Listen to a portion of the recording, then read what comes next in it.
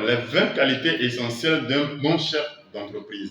Quelles sont les qualités et caractéristiques d'un bon entrepreneur? Quelles compétences faut-il cultiver pour ou devenir un bon chef d'entreprise? Comment être un bon chef d'entreprise? Alors, le métier de chef d'entreprise est particulièrement exigeant. Il nécessite un grand nombre de qualités, de savoir, donc un savoir-faire et un savoir-être particulier. Pourtant, les chefs d'entreprise qui réussissent ne sont pas toujours ceux qui présentent la liste des qualités la plus grande. Mais maîtriser tous les aspects de l'entreprise est la plus importante. Alors, je suis Dr. Elie Zague, administrateur des affaires, options, finances, gestion et fiscalité. Alors, si vous êtes nouveau sur cette chaîne, je vous invite à poser 3 actions. D'abord, vous abonner à cette chaîne en cliquant sur la cloche de notification pour ne manquer aucune de nos prochaines vidéos. Ensuite, partagez nos contenus dans vos différents groupes d'amis pour atteindre le maximum d'amis que nos contenus pourraient intéresser. Et enfin, téléchargez notre fichier Excel que nous mettons gratuitement à votre disposition pour gérer votre entreprise. Nous avons un modèle de plan financier gratuit. Nous avons un facturé permettant d'établir devis et factures. Un livre de recettes, obligatoire bien sûr pour les auto-entrepreneurs. Un modèle de suivi de trésorerie. Et donc, cliquez sur les liens en description pour directement y accéder.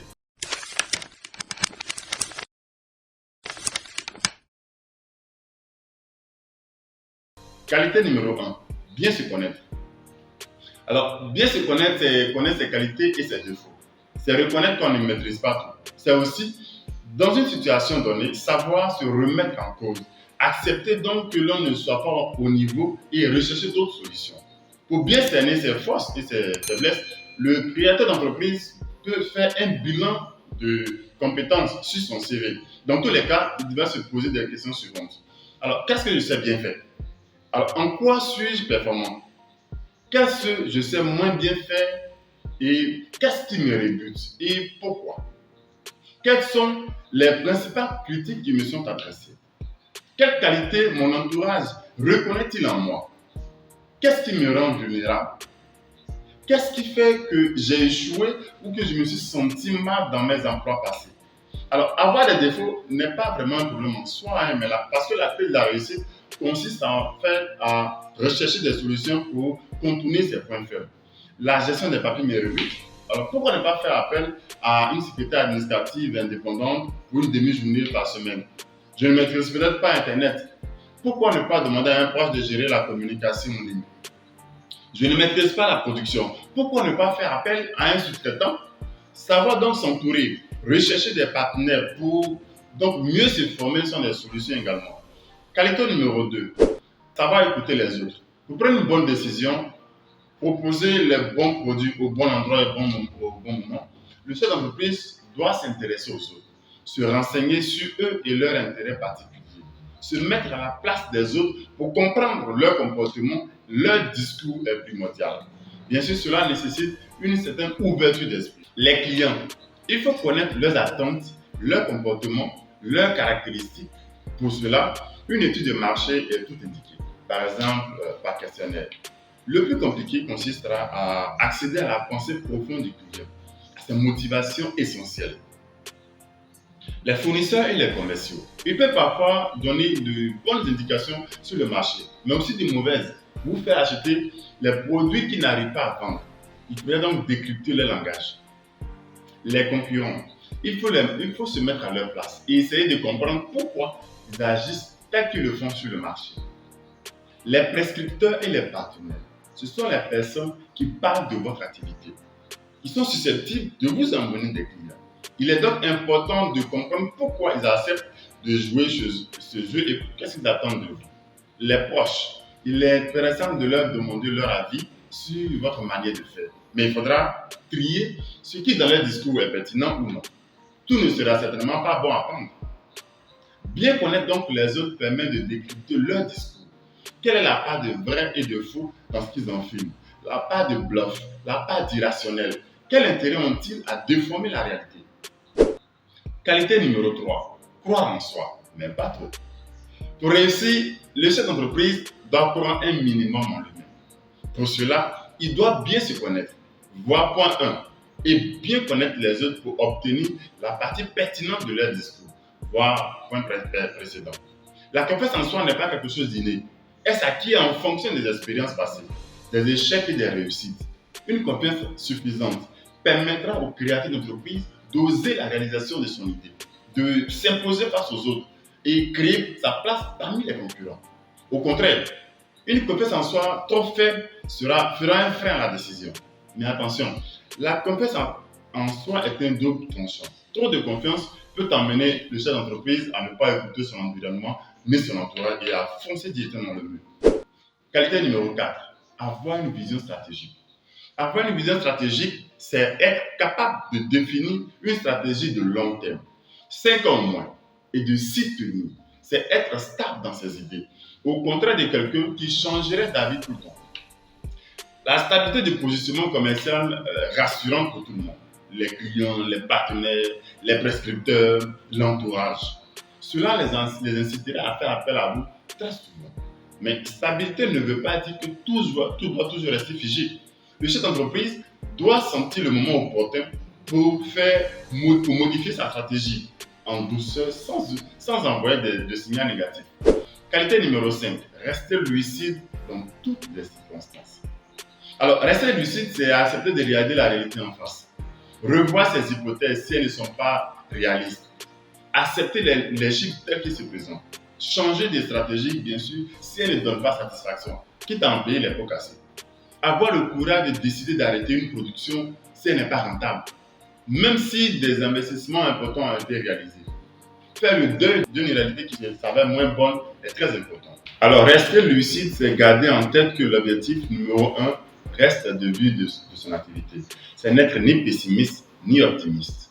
Le seul moyen de rester réaliste consiste à réaliser et écouter les signaux de l'environnement, discours de l'entourage, des partenaires, des clients, et à les valider ou les invalider en recherchant l'information complémentaire. Il s'agit littéralement de cerner la situation. Donc, rester lucide, c'est être en permanence bien informé afin de ne pas rêver ni surréagir ni avoir peur. Qualité numéro 6, être passionné, sans exagération. Être passionné par son projet de création d'entreprise ou son produit est une bonne chose, car c'est la principale source de motivation, mais la passion finit toujours par passer. Il faut donc éviter d'être mené par elle, au risque de te réveiller un matin en ayant envie de tout arrêter. La passion a un autre inconvénient. Elle est aveuglante. Elle masque la réalité, les problèmes réels et les motifs de l'entreprise.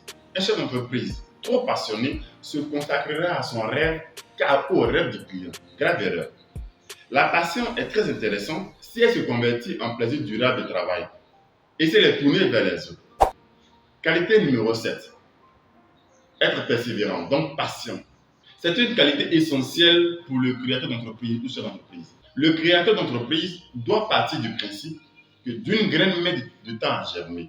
Qui peut penser qu'une clientèle peut se bâtir en quelques semaines? Certaines activités peuvent nécessiter plusieurs années pour constituer une clientèle à peu près stable. Le chef d'entreprise persévérant démarrera prudemment, écoutera les signaux de l'environnement, s'adaptera progressivement et considérera chaque temps comme un signalement positif d'encouragement. Qualité numéro 8, être débrouillard.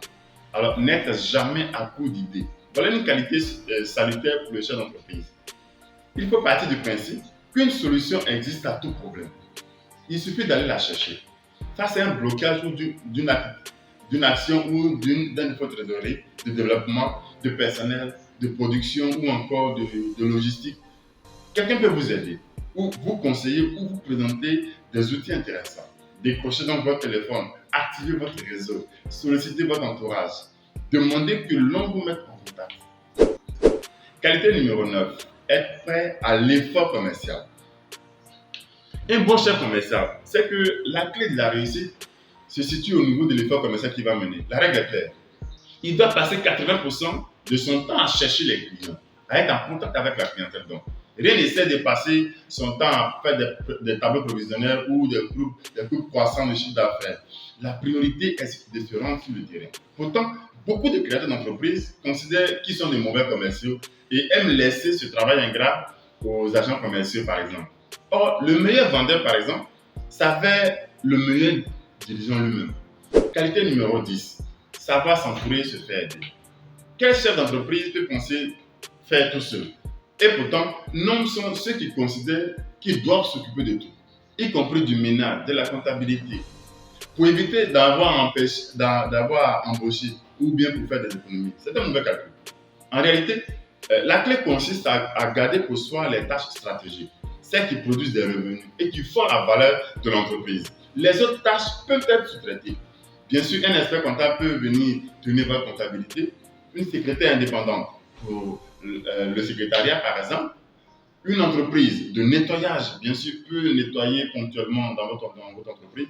Si le cœur de l'entreprise est l'apanage de dirigeants, il doit bien sûr s'attarder sur l'aspect communication et l'aspect production. Qualité 11, savoir gérer les priorités.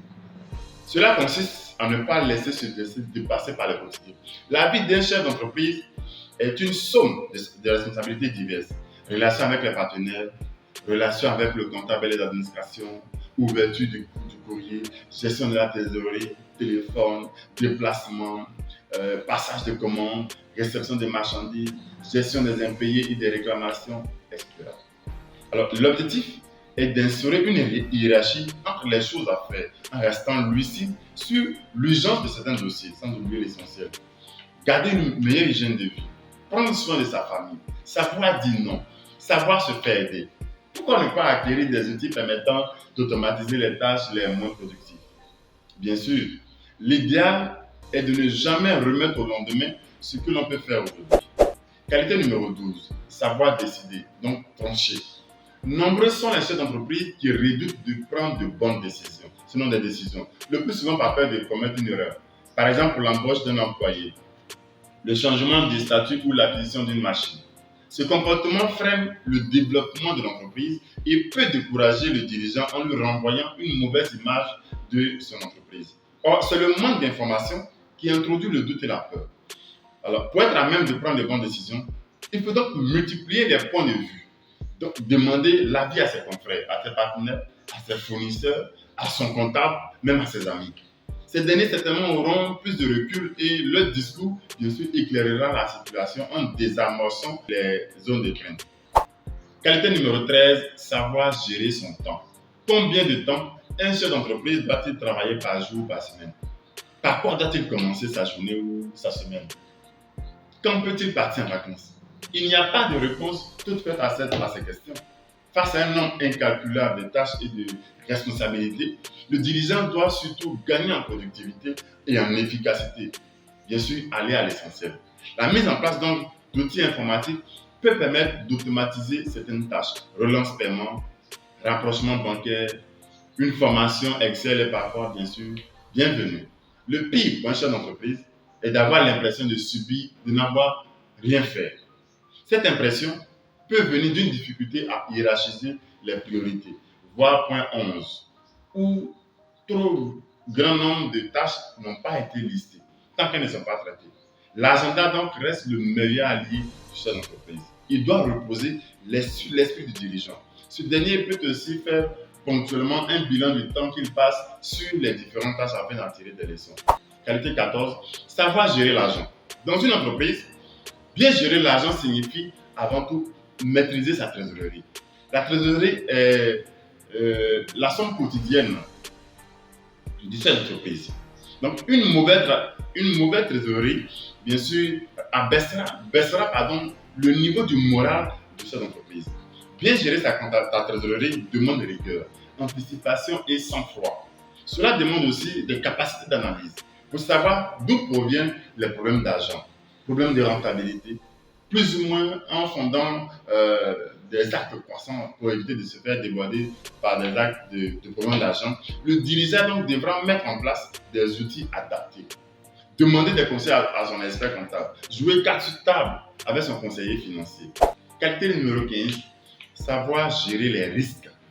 La vie d'une entreprise n'est jamais stable et rien n'est jamais acquis. L'environnement évolue en permanence. Apparition des concurrents, évolution de la réglementation, risques conjoncturels ou géographiques, risques liés aux employés ou à l'entourage, météo changeant, crise économique et sociale, apparition de nouvelles tendances, révolution technologique. Les risques sont nombreux. Un bon chef d'entreprise doit mettre en place une stratégie de gestion des risques. Il faut tout d'abord prévoir et lister les risques afin d'anticiper au mieux les situations critiques. Il convient donc de hiérarchiser les risques et du plus important au moins important. Il faut ensuite traiter chaque risque. Le risque peut-il être contourné s'il advient ou peut-on relativiser ou accepter certains risques? Quelles informations me manquent-ils pour pouvoir traiter telle ou telle éventualité? Y a-t-il des outils, des solutions pour traiter tel ou tel risque? Quel en est le coût? Est-il possible de mutualiser ces coûts avec des partenaires, des concurrents? Voir notre prochaine vidéo dédiée à la gestion des risques de l'entreprise. Qualité numéro 16, être opportuniste. Un bon dirigeant a un côté opportuniste. Concrètement, ça signifie qu'il doit arriver à saisir tout ce qui vient à lui.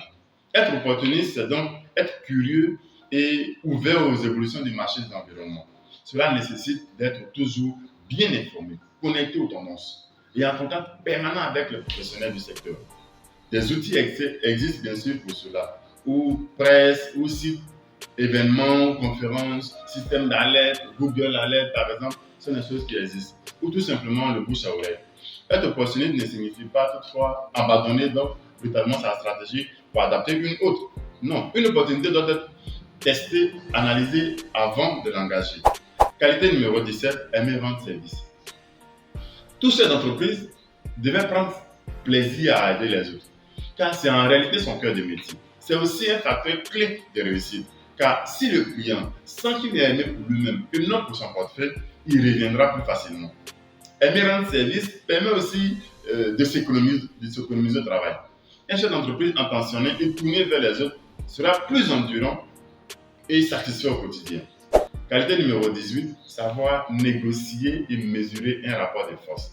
Un client potentiel vous propose de vous commander pour 20 000 euros de produit, contre une réduction de plus de 40%. Que faire? Si vous acceptez, vous faites une croix sur la grande marge de bénéfice. Si vous refusez aussi, vous passez aussi auprès d'une bonne commande. Pour bien négocier dans ce type de situation, il convient de rassembler un maximum d'informations sur l'autre partie. Quelles sont ses motivations? Avec qui suis-je en concurrence? Le client est-il pressé? A-t-il l'habitude de négocier de cette manière? Pourquoi négocie-t-il si durement? Quelle est la part des bluffs? Bien négocier, bien sûr, implique d'être sûr de soi et de son produit, bien sûr, ou de son service. Il faut garder en tête que la qualité a un prix. Mettez en avant vos atouts. Ne vous dévalorisez pas. Offrez des services supplémentaires plutôt qu'une baisse de prix. Qualité numéro 19, ne pas avoir peur de l'échec. Échouer n'est pas une honte. Le plus important est de comprendre ce qui n'a pas marché pour faire mieux la prochaine fois. Certains créateurs d'entreprises ont échoué plusieurs fois avant de réussir et personne ne leur a tenu rigueur. Qualité numéro 20, être soutenu. Le soutien de l'entourage, notamment familial, est particulièrement important pour la réussite d'un projet d'entreprise. Cela nécessite d'abord d'aller chercher et cultiver ces soutiens. C'est en expliquant son projet précis à son conjoint, sa conjointe ou ses enfants, ou en les associant concrètement qu'ils pourront y adhérer et vous soutenir réellement. Ensuite, être soutenu, cela se mérite. Le chef d'entreprise, cela qui délaisse ses enfants, ne doit pas attendre à recevoir un soutien de leur part. Voilà ainsi présenté les 20 qualités essentielles d'un chef d'entreprise. Merci à vous et suivez-nous très prochainement pour la prochaine vidéo. Surtout, n'oubliez pas de vous abonner.